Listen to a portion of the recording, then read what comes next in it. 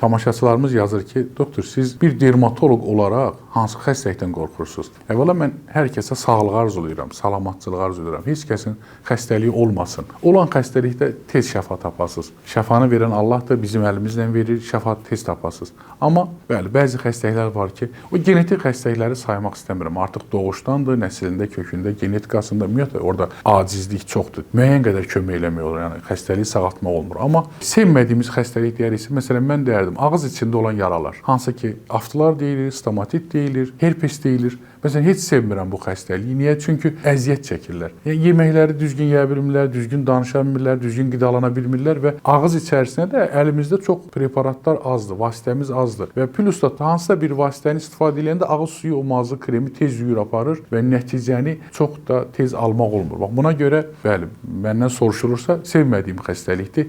Heç kəsə də arzulamıram. İnşallah da kimdəsə belə problem varsa, amma müraciət eləsin, biliyimiz, bacarımız qədər kömək eləyəcəyik. Həmişə özünüzü qoruyun, Allah'a əmanət olun.